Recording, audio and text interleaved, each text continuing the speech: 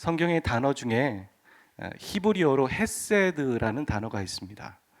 이 단어는 우리말로 번역하면 은총, 자비, 인자, 인애, 그리고 사랑, 여러 단어로 표현되어집니다. 보통 우리가 헤세드라는 단어를 쓰면서 하나님의 성품을 얘기할 때 이 단어를 쓰곤 하죠. 근데 성경에는 두 가지의 의미의 헤세드가 나오곤 합니다. 이 첫 번째 헤세드는 무엇이냐면 법적인 계약 관계에서 어떤 사람이 어떤 사람에게 어떤 대상에게 충성스럽게 맺는 것을 헤세드라고 얘기합니다. 보통 우리가 왜 율법에 보면은 하나님의 율법을 우리가 지켜야 된다 이런 얘기를 할 때 그 안에는 헤세드라는 단어를 사용하곤 합니다. 두 번째의 헤세드는 무엇이냐면 이 법적인 의무가 없는데도 불구하고 상대를 사랑하는 마음에서 베푸는 이런 자비로운 행위와 사랑을 헤세드라고 말합니다.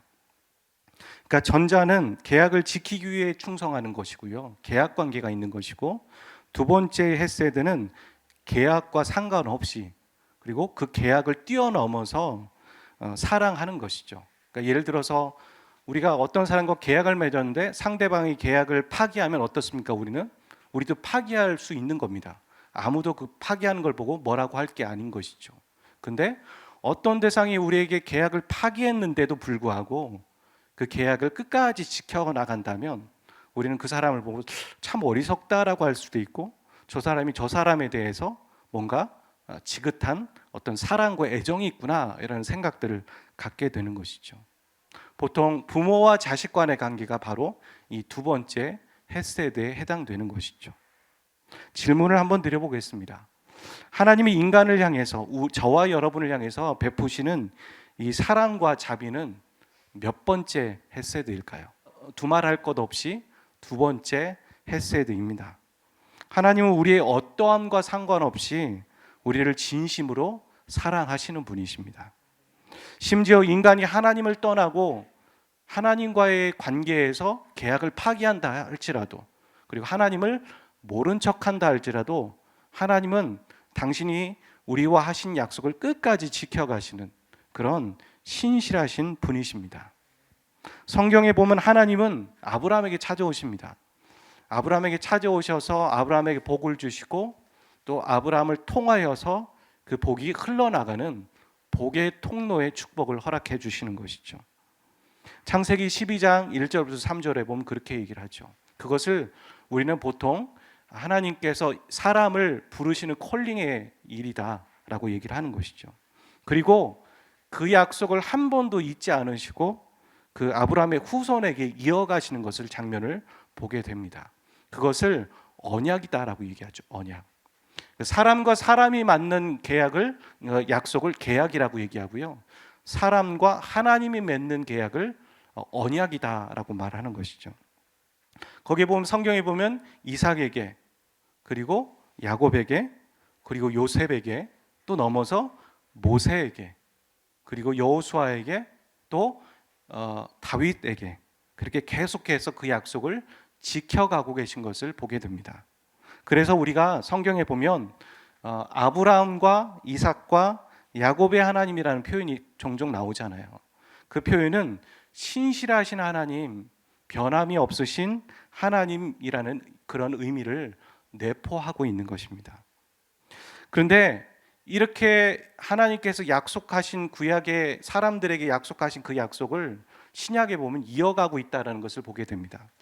갈라디아서 3장 26절부터 29절에 보면 바울이 그런 얘기를 해요. 예수님을 믿는 모든 자들이 바로 혈통으로는 그렇지 않은지 모르겠지만 영적으로는 아브라함의 자손이다라는 얘기를 하죠. 우리는 어떤 맥락을 모르고선 이 본문을 보았을 때 왜 갑자기 아브라함의 자손이야? 이런 생각을 할 수 있잖아요. 왜냐하면 하나님께서 아브라함과 맺으셨던 언약을 한 번도 잊으신 적이 없는 거죠. 그리고 그 약속을 대대 후손들에게 계속 지켜가고 계신 거죠. 그래서 출애굽이라는 것도 그냥 이스라엘 백성들이 불쌍해서 출애굽을 시켜준 게 아니라 하나님께서 이미 아브라함에게 내가 너에게 땅을 줄게 라고 창세기 말씀하시거든요. 오늘 돌아가셔서 성경을 한번 살펴보십시오. 그럼 그 땅이 뭐냐면 잘 살펴보면 그게 가나안 땅이었던 겁니다. 그러니까 하나님께서 출애굽을 시키시고 가나안 땅으로 입성하시는 것은 그 후손들을 위해서가 아니라 하나님께서 아브라함과 이미 맺으셨던 그 언약을 잊지 않고 그것을 신실하게 그 후손에게도 계속 지켜가고 계시다라는 것이죠. 사람들은 이전인지 모르겠지만, 그리고 그것이 신약에 와서 예수 그리스도를 믿는 자들 여전히 아브라함의 후손이다, 그렇게 말하고 있는 겁니다. 이 말씀을 한번 읽어보도록 하겠습니다. 시작.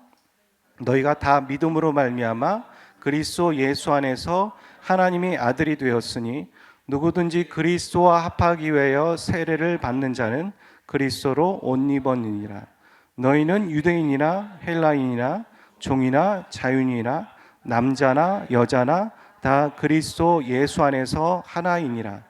너희가 그리스도의 것이면 곧 아브라함의 자손이요 약속대로 유업을 이을 자니라. 즉 하나님이 아브라함에게 주시마한 복과 당신의 백성됨을 예수 그리스도를 믿는 모두에게 적용하고 해당된다라는 것이죠. 그러니까 다른 말로 얘기하면 성경의 약속은 이스라엘 민족의 전유물이 아니라는 거예요. 그것은 고스란히 예수 그리스도를 오늘 우리가 믿고 있다면 그것이 동일한 약속이고 축복이고 적용되어진다는 것이죠. 아멘이십니까?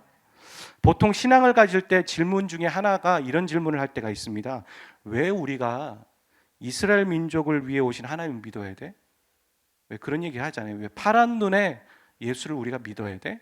이런 얘기를 하고, 또 우리가 그런 질문을 받게 될 때 속으로 겉으로는 얘기하지 않지만 그러게 어떻게 그걸 이어가야 되지? 라는 생각들을 하게 되는데, 바로 사도 바울이 그런 고민을 할까 봐 우리에게 아주 친절하게 이 본문을 얘기하고 있는 것이죠.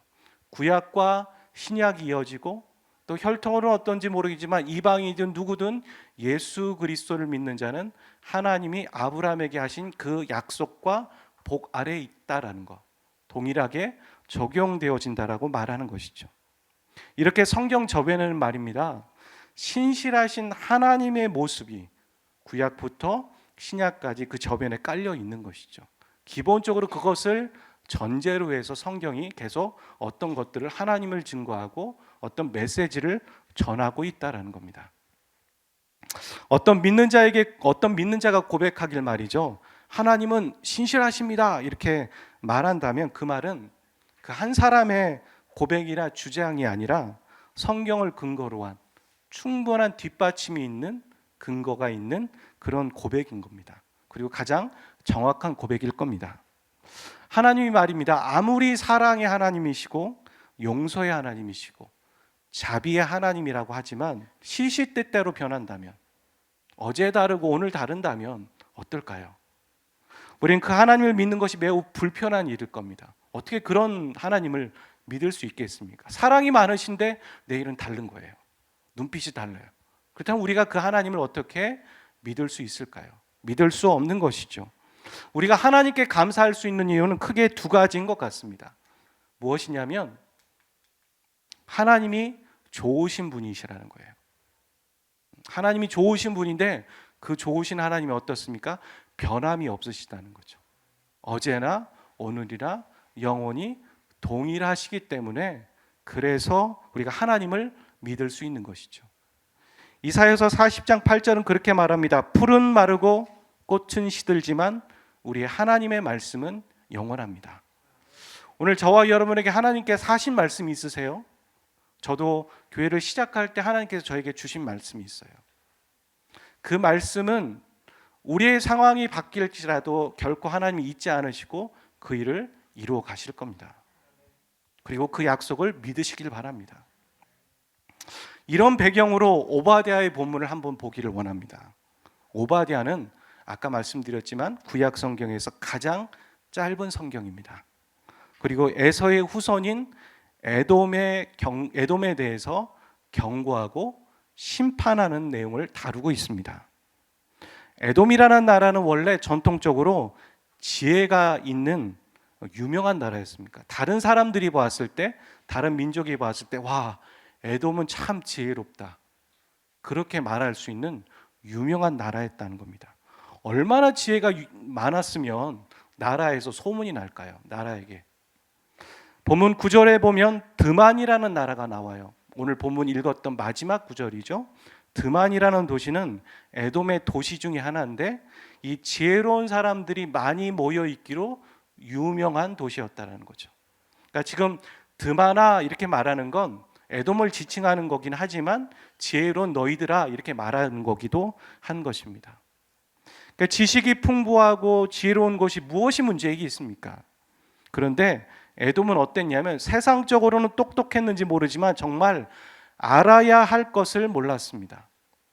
그것은 하나님을 알고 하나님을 경외하는 것이 지혜의 근본인 걸 몰랐다는 겁니다. 그래서 하나님을 대적했고요. 하나님의 백성을 심판하였고 그 백성이 곤경에 빠지는 것에 앞장섰고 그리고 그 곤경에 빠지는 걸 보고 함께 기뻐하는 민족이 바로 에돔 사람들이었습니다. 그리고 하나님의 백성들은 심판을 받는 듯하였고 매우 핍박과 어려움을 겪게 되었습니다. 우리가 핍박과 어려움을 겪을 때 말이죠. 지난 시간에도 말했지만 그 순간에는 하나님이 침묵하시는 것 같고 또 아무것도 하나님이 손쓰지 않으시는 것 같고 뒷짐지시는 것 같습니다. 그 순간에는 그렇죠.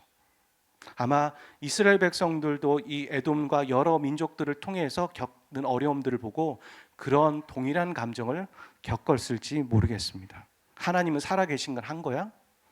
하나님이 나의 기도를 들어주고 계시긴 한 거야? 하나님 왜 침묵하고 계시지? 그런 생각이 드는 것이죠. 그런데 오늘 본문에 보면 전세가 역전됩니다. 이 짧은 구절이지만 이 구약의 전반에 있는 그 메시지가 다 여기 담겨져 있는 것이죠. 하나님의 백성들이 공경에 처하는 것 같고 또 그들이 잘못해서 무너지고 있는 상황이지만 하나님은 그들을 결코 포기하지 않으신다는 거예요. 그리고 떵떵거리며 호령하고 있는 것 같은 에돔이 하루아침에 바닥을 치고 있는 것이죠. 바로 전세가 역전되고 있습니다. 지혜롭고 천하를 호령할 것 같았던 에돔이 하나님의 심판의 수술을 받고 있습니다. 가을 낙엽처럼 요즘 가을 낙엽 우수수 떨어지잖아요. 저는 그 낙엽 보면서 참 멋있다라는 생각하면서 또 한쪽으로는 청소부 아저씨를 참 고생 많겠다 그런 생각들을 해보게 되거든요. 우수수 떨어지는 것처럼 에돔은 그렇게 하루아침에 막 떵떵거리며 세상을 호령하는 것 같고 지혜가 충만한 사람들인 줄 알았는데 바닥을 치고 있는 모습을 보게 됩니다.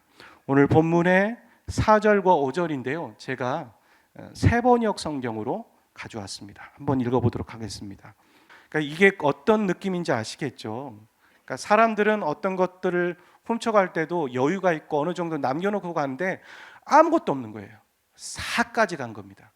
그러니까 그러니까 사람들이 보았을 때 어떻게 에돔이 저렇게 하루아침에 망할 수 있지?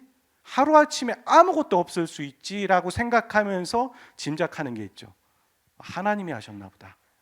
우리도 그럴 때 있죠. 우리가 갑자기 바닥을 칠 때 이게 내가 실수했나 보다라는 생각이 드는데 정말 바닥 끝까지 내려가면 그런 생각이 드는 거예요. 하나님이 하셨나? 그런 생각들 들 때 어떻게 사람이 이렇게 조작해도 우연히 있을 수가 있을까 할 정도로 그런 일이 우리 안에 벌어질 때 그때 하나님이 하셨구나라는 생각하는 것처럼 에돔이 지금 하나님의 심판의 수술을 받고 있습니다. 남는 거 하나도 없이 바닥까지 탈탈 털리면서까지 하나님은 에돔을 심판하실 거라고 말하고 있습니다.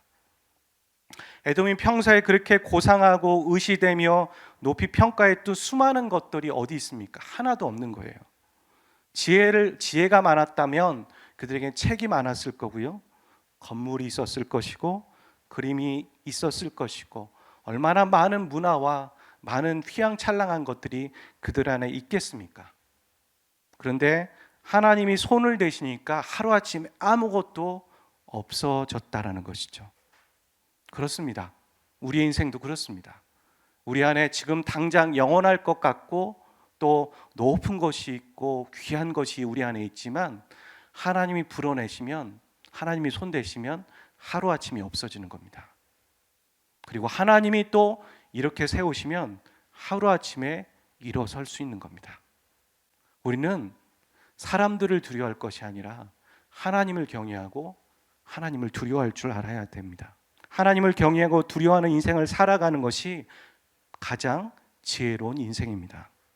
잠언 9장 10절에 보면 그런 얘기를 합니다. 여호와를 경외하는 것이 지혜의 근본이요 거룩하신 자를 아는 것이 명철이니라. 우리 속담에 개구리가 올챙이적 생각 못한다는 말이 있습니다. 사람은 지위가 조금 올라가면, 또 어려움이 좀 지나가면, 생활이 좀 편해지면 어려웠을 때 의지했던 하나님을 잊고 사는 사람입니다. 자신이 잘나서 그렇게 된 것처럼 나도 모르게, 근데 나도 모르는데 다른 사람은 알아요. 저 사람이 좀 의시되고 있구나 라는 생각들을 하는 것이죠. 사람은 지식이 많아야 교만한 게 아니에요. 자기가 가지고 있는 그 작은 지식만으로도, 지혜만으로도 의시되고 자기도 모르게 이거 내가 한 거야, 내가 해서 여기 온 거야 라는 생각들을 하게 된다는 겁니다. 사람은 참 간사한 것 같습니다. 에돔의 교만과 경고는 결코 남의 나라, 남의 모습이 아니라는 것이죠. 바로 오늘 저와 여러분에게 하시는 경고의 메시지입니다. 그리고 교만의 모습입니다. 그리고 하나님의 백성들을 회복하시는 하나님의 모습과 그 모습은 결코 남의 이야기가 아니라 우리를 향한 하나님의 신실하심이라는 것이죠. 예수 그리스도를 믿는 자 안에 아브라함의 자손인 우리가 적용되어지고 동일하게 받아야 되는 축복이며 회복이라는 것입니다. 결론을 맺어보려고 합니다. 오바댜 메시지를 통해 우리가 갖게 되는 두 가지 메시지는, 우리는 교만합니다. 기회가 주어지면 우리는 하나님을 모른 척할 때가 많습니다. 우리는 의시될 때가 있습니다. 목이 굳어져서 교만합니다. 하지만 그럴 때도 하나님은 우리를 포기하지 않고 여전히 끝까지 우리를 사랑하시고 우리를 낮은 곳에서 회복시켜 주시는 분이십니다. 사랑하는 여러분, 우리 가운데 교만이 있습니까? 겸손함으로 나가십시오. 주님, 이게 내 위치가 아닙니다. 바닥을 쳤을 때 그러는 거죠. 이게 내 위치입니다. 원래 이게 제 모습이에요. 고백하는 거예요. 그리고 우리가 바닥을 치고 있을 때 우리는 소망해야 합니다. 하나님은 세상에 아무것도 소망이 없지만 하나님은 여전히 예수 그리스도의 그 십자가 아래서 나를 회복시켜 주실 거야. 나를 일으켜 세워 주실 거야. 그 믿음으로 나가는 저와 여러분 되시기를 주의 이름으로 축복합니다. 우리가 설교 찬양 항상 느린 곡 했잖아요. 빠른 곡 하기를 원해요. 제가 이 곡을 가져왔더니 찬양팀이 이 곡 할 거냐고 그렇게 얘기를 하더라고요. 빠른 찬양이에요. 박수치며 기쁜 마음으로 우리 신실하신 하나님을 찬양하며 나가기를 원합니다.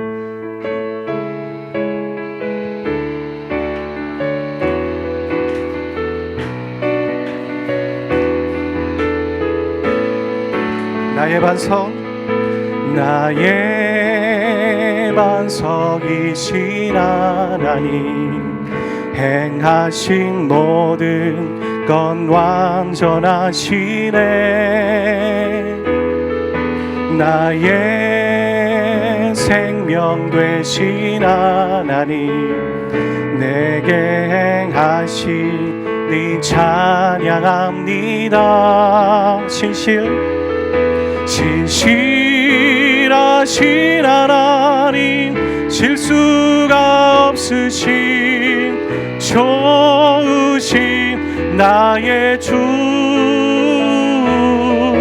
신실하신 하나님, 실수가 없으신 좋으신 나의 주, 나의 반석이신, 나의 반석이신 하나님, 행하신 모든 건 완전하시네. 나의 생명 되신 하나님, 내게 행하시니 찬양합니다. 신실하신 신실하신 하나님, 실수가 없으신 좋으신 나의 주, 신실하신 하나님, 실수가 없으신 우리 한 번 더 찬양합니다. 신실하신 하나님, 신실하신 하나님, 실수가 없으신 좋으신 나의 주, 신실하신 하나님, 실수가 없으신 좋으신 나의 주,